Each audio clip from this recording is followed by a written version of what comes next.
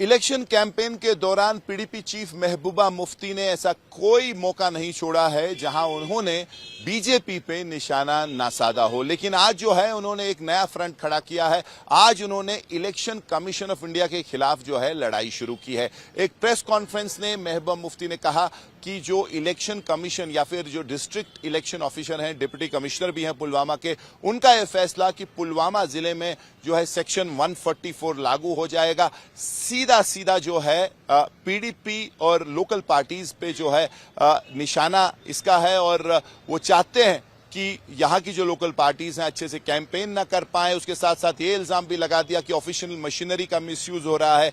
उनके वर्कर्स और जो भी उनके कार्यकर्ता हैं उनको जो है उनकी पकड़ दकड़ हो रही है, उनको प्रेशराइज किया जा रहा है। लेकिन सबसे बड़ी बात यह कह दी कि 1987 का जो रिग्ड इलेक्शन है उसके साथ इन इलेक्शंस को जो है कंपेयर कर दिया। कहा कि अगर इलेक्शन कमीशन ऑफ इंडिया को वैसा ही इलेक्शन दोहराना है और वही पॉलिटिकल प्रोसेस और डेमोक्रेटिक प्रोसेस यहां करनी है तो ये सारा जो माहौल बना है और जो बात होती है ट्रांसपेरेंसी की, बात होती है कि एक फ्री एंड फेयर इलेक्शन की, तो ये ड्रामा जो है बंद होना चाहिए। तो बहुत ही एक तीखा वार किया है और बहुत ही सीधा सीधा अब निशाना साधा है इलेक्शन कमीशन ऑफ इंडिया पे। आज 6:30 बजे से पुलवामा डिस्ट्रिक्ट में दफा 144 लगाया गया है, जो अनप्रेसिडेंटेड है। ऐसा कभी हुआ नहीं है कि जहां इलेक्शन होने वाला हो वहां दफा 144 लगाया जाए और तब तक लगाया जाए जब तक इलेक्शन का प्रोसेस खत्म नहीं होता है।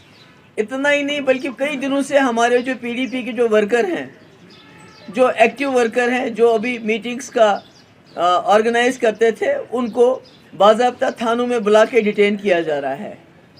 ये खाली पुलवामा तक रिस्ट्रिक्टेड नहीं है।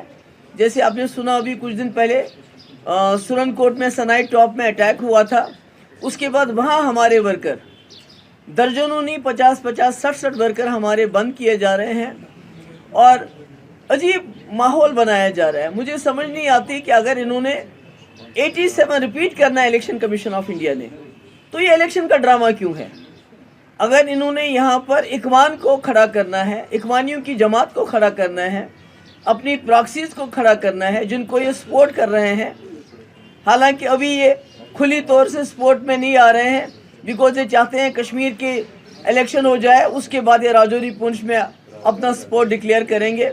वहाँ भी आप जानते हैं वहाँ इलेक्शन को डिले किया गया सिर्फ इस वजह से ताकि वहाँ जो इनकी जमातें हैं, जो इनकी इखवान जमातें इन्होंने खड़ी की हैं, सूटेड बूटेड इखवान्स, क्योंकि हमने तो ये इखवान राज यहाँ ख़त्म किया था, मगर इन्होंने दोबारा पॉलिटिकल इखवान अब सामने लाया है जिनको ये पूरी तरह से मदद कर रहे हैं। सारी आपकी गवर्नमेंट मशीनरी, हमारे पास लोग आते हैं, चाहे वो पुलिस के लोग हों या दूसरे लोग हों, वो कहते हैं हमें ऊपर से डायरेक्शन है और सिलेक्टिवली पीडीपी के वर्करों को बुलाया जाता है, उनको हरासा किया जाता है और सिलेक्टिवली आज पुलवामा में इन्होंने दफ़ा 144 लगाया। तो मैं कहना चाहती हूँ जो हमारे लेफ्टिनेंट गवर्नर साहब, अगर आपने यही करना है, अगर आपने अपनी प्रॉक्सीज के लिए सारी मशीनरी, सारा पैसा, क्योंकि अभी जो हमारी राजौरी पुंछ से जो हमें इत्तला मिलती है वहाँ भी इनका ज़मानत जब्त होनी है, वहाँ की इनकी कश्मीर में भी इनकी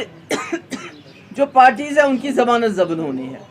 मगर मुझे समझ नहीं आता ये किस बलबूते पे इतनी सारी सरकार की, गवर्नमेंट ऑफ इंडिया की सारी प्रेस्टीज, सारी मशीनरी, सारी सरकार इस वक्त इनके हक में काम कर रही है और पीडीपी को सिलेक्टिवली टारगेट किया जा रहा है। हमारे वर्कर्स को पकड़ के बंद किया जा रहा है, थानों में उनको हरासा किया जा रहा है। परसों हमारा 70 साल का आजम मलिक, उसको बंद किया और 2 दिन के बाद उसको छोड़ दिया। आज फिर से हमारे वर्कर जो हैं वहाँ सुरनकोट में बंद किए गए। 60 पहले बंद किए, उनको छोड़ दिया, अब दोबारा और लोगों को बंद किया जा रहा है। हमारी मूवमेंट वहाँ कर्टेल हो रही है। यहाँ आपने देखा कि यहाँ पर भी इस वक्त पुलवामा में भी बहुत बुरा हाल है।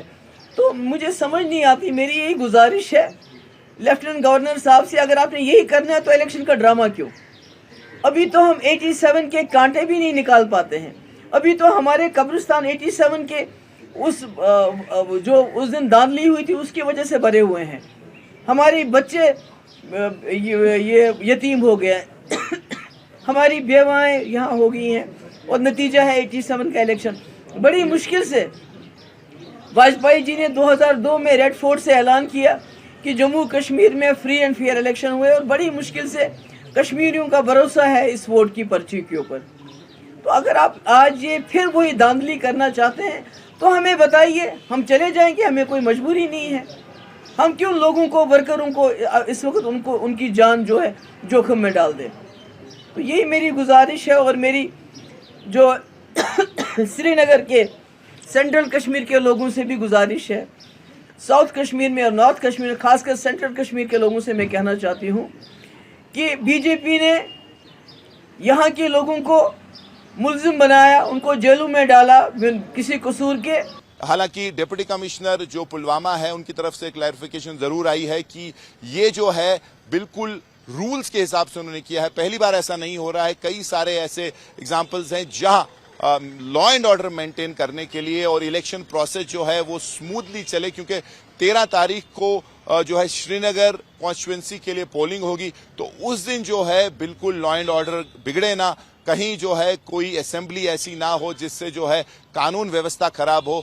इसलिए उन्होंने ये फैसला लिया है और इसका कोई और मोटिव या कोई और जो है इसके पीछे गलत नीयत नहीं है। वीडियो जर्नलिस्ट तारिक लोन के साथ मीर फरीद, श्रीनगर, आज तक।